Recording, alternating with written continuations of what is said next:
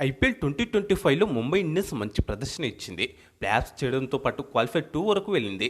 ఆరోసారి cup గెలవాలనే కోరిక నెరవేరకపోయినప్పటికీ జట్టు పరంగా మంచి ప్రదర్శన చేసింది. ముఖ్యంగా గతేడాది పాయింట్ల పట్టికలో అట్టడుగున నిలిచిన తర్వాత ఈ సీజన్లో అద్భుతమైన కంబ్యాక్ ఇచ్చింది. జట్టు అన్ని విభాగాల్లో దృఢంగా తయారైంది. ఈ సీజన్లో ముంబై ప్లే-ఆఫ్స్ చేరిందంటే ఖచ్చితంగా కప్పు కొడుతుందనే విశ్లేషణలు వెలువడ్డాయంటేనే ఆ జట్టు ఎంత బలంగా ఉందో అర్థం చేసుకోవచ్చు. ఇదే ఫామ్ను తర్వాతి సీజన్లోనూ కొనసాగిస్తే ఆరో ట్రోఫీ గెలిచే అవకాశాలుంటాయి. ఈ సంగతిని కాస్త పక్కన పెడితే ప్రతి సీజన్ వేలానికి ముందు అన్ని జట్లు తమ జట్టులోని తమకు అవసరం లేదనుకునే ఆటగాళ్లను వేలంలోకి వదిలేస్తాయనే సంగతి తెలిసిందే. మెగా వేలం అయితే తక్కువ మంది ఆటగాళ్లను అట్టిపెట్టుకుని ఎక్కువ మందిని వేలంలోకి వదిలేయాల్సి ఉంటుంది. కానీ 2026కు గాను జరిగేది మినీ వేలం కావడంతో ఎక్కువ మంది ఆటగాళ్లను అట్టిపెట్టుకుని తక్కువ మంది ఆటగాళ్లను వదిలేయాల్సి ఉంటుంది. కాగా డిసెంబర్ నెలలో మినీ వేలం జరిగే అవకాశాలు ఉంటాయి.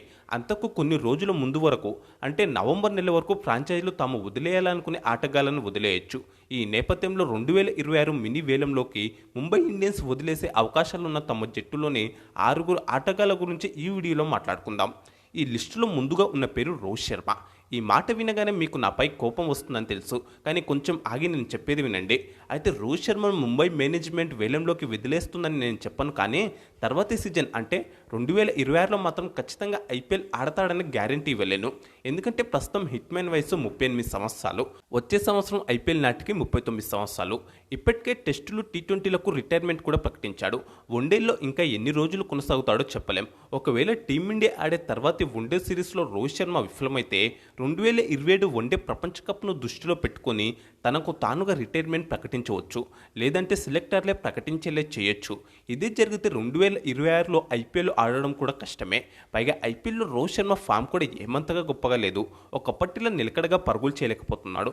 గత సీజన్ ఈ సీజన్లో వరుసగా 400కు పైగా పరుగుల చొప్పున సాధించినప్పటికీ పాత రోహిత్ మాత్రం కనిపించడం లేదు. పైగా ఈ సీజన్లో దాదాపు అన్ని మ్యాచ్లో ఇంపాక్ట్ ప్లేయర్గానే ఆడాడు. ఫీల్డింగ్లో యాక్టివ్గా కనిపించడం లేదు. ఈ కారణాలతో 2026లో రోహిత్ శర్మ ఐపీఎల్ ఆడతాడా అని అడిగితే ఖచ్చితంగా అవును అని చెప్పలేని పరిస్థితి నెలకొంది.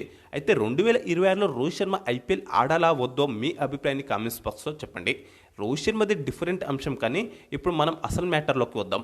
వేలంలోకి వదిలేసే అవకాశాలు ఉన్న వారిలో మోట ఉన్న పేరు pace bowler Deepak Chahar. Mega వేలంలో దీపక్ చాహర్ను ముంబై మేనేజ్మెంట్ 9.25 కోట్ల రూపాయల భారీ ధరను పెట్టి కొనుగోలు చేసింది. దానికి తగ్గట్టుగానే సీజన్ మొదటి అర్ధభాగంలో దీపక్ చాహర్ మంచి ప్రదర్శన ఇచ్చాడు. తన స్వింగ్తో పవర్ ప్లేలోనే వికెట్లు పడగొట్టాడు. కానీ రెండో అర్ధభాగంలో అంతగా ఆకట్టుకోలేకపోయాడు. దీంతో ప్లేఆఫ్స్లో దీపక్ చాహర్ను ఆడించలేదు.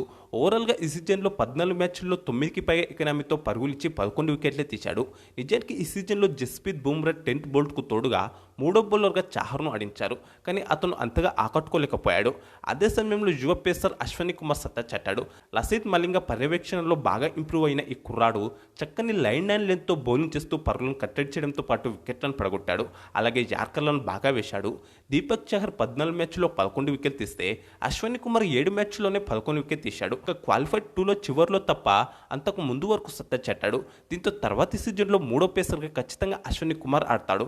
కాబట్టి దీపక్ చాహర్ను వేలంలోకి వదిలేసే అవకాశాలు ఎక్కువగా ఉన్నాయి. ఈ జాబితాలో ఉన్న రెండో పేరు విల్ జాక్స్. ఇంగ్లాండ్కు చెందిన ఈ స్పిన్ ఆల్రౌండర్ను మెగా వేలంలో ముంబై ఫ్రాంచైజీ 5,25,00,000 రూపాయలకు కొనుగోలు చేసింది. ఓవరాల్గా విల్ జాక్స్ ఓ మోస్తరుగా ఆడాడు. బ్యాటింగ్లో 23 సగటుతో 233 పరుగులు చేశాడు. ఒక హాఫ్ సెంచరీ ఉంది. బౌలింగ్లో 13 మ్యాచ్ల్లో 6 వికెట్లు తీశాడు. మొత్తంగా అయితే అంచనాలకు తగ్గట్టుగా రాణించలేదు. దీంతో విల్ జాక్స్ను వేలంలోకి వదిలేసే అవకాశాలే ఎక్కువగా ఉన్నాయి. అలాగే England fast bowler Reece Topley, South Africa fast bowler Corbin బాష్ను కూడా వేలంలోకి వదిలేసే అవకాశాలు ఉన్నాయి. ఎందుకంటే వీరిద్దరికీ వచ్చినవి తక్కువ అవకాశాలే అయినప్పటికీ అప్పుడు కూడా పెద్దగా ఆకట్టుకోలేకపోయారు. వేలంలో 75 లక్షలు కొనుగోలు చేసిన రిషి టోప్లీ 4 మ్యాచ్ల్లో ఏకంగా 11కు పైగా ఎకనామీతో భారీగా పరుగులిచ్చాడు. 4 వికెట్లే తీశాడు. కార్బిన్ బాష్ కూడా 2 మ్యాచ్ల్లో 1 వికెట్టే తీశాడు. అయితే కార్బిన్ బాష్ బ్యాట్తోనూ పరుగులు చేయగలడు. కానీ ఆల్రెడీ జట్టులో బుమ్రా, బోల్ట్, అశ్వని కుమార్ రూపంలో 3 నాణ్యమైన పేసర్లు ఉండడంతో వీరిద్దరిని వేలంలోకి వదిలేసే అవకాశాలు ఎక్కువగా ఉన్నాయి. పైగా బుమ్రా, బోల్ట్, అశ్వని కుమార్కు బ్యాకప్గా ఆంధ్ర పేసర్ సత్యనారాయణ రాజు ఉండనే ఉన్నాడు. అలాగే అర్జున్ టెండూల్కర్ కూడా ఉన్నాడు. ఇక ఈ జాబితాలో ఉన్న మరో పేరు ముజిబుర్ రహమాన్. ఆఫ్ఘనిస్తాన్కు చెందిన ఈ స్పిన్ బౌలర్ను వేలంలో ముంబై మేనేజ్మెంట్ 2 కోట్ల రూపాయలకు కొనుగోలు చేసింది. కానీ ఆడేందుకు ఒకే ఒక అవకాశం వచ్చింది. ఆ మ్యాచ్లో కూడా 2 ఓవర్లే బౌలింగ్ చేశాడు. 1 వికెట్ తీసినప్పటికీ ఏకంగా 14 ఎకనామీతో ధారాళంగా పరుగులు ఇచ్చాడు. జట్టులో ఇప్పటికే మిచెల్ శాంట్నర్, కరణ్ శర్మ రూపంలో నాణ్యమైన స్పిన్నర్లు ఉన్నారు. దీంతో వచ్చే సీజన్కు ముజిబుర్ రహమాన్ని వదిలేసే అవకాశాలున్నాయి. ఈ జాబితాలో చివరిగా ఉన్న పేరు వికెట్ కీపర్ రాబిన్ మించ్. వేలంలో ఈ వికెట్ కీపర్ను ముంబై 65 లక్షల రూపాయల కొనుగోలు చేసింది. కానీ ఇతను ఏమాత్రం ఇంపాక్ట్ చూపించలేకపోయాడు. ముఖ్యంగా బ్యాటర్గా తేలిపోయాడు. 2 మ్యాచ్ల్లో 6 పరుగులే చేశాడు. వికెట్ కీపర్ ర్యాన్ రికల్టన్కు బ్యాకప్గా యువ వికెట్ కీపర్ శ్రీజిత్ కృష్ణన్ ఉండడంతో రాబిన్ మించ్ను వేలంలోకి వదిలేసే అవకాశాలున్నాయి. నా అంచనా ప్రకారం ఈ 6 ప్లేయర్లను ముంబై వేలంలోకి వదిలేస్తుంది. కాగా వేలంలోకి ముంబై ఏ ఆటగాళ్లను వదిలేస్తే బాగుంటుందో కామెంట్స్ బాక్స్లో చెప్పండి. అలాగే ఈ ఇన్ఫర్మేషన్ మీకు నచ్చితే లైక్ చేసి ఛానల్ను సబ్స్క్రైబ్ చేసుకోండి.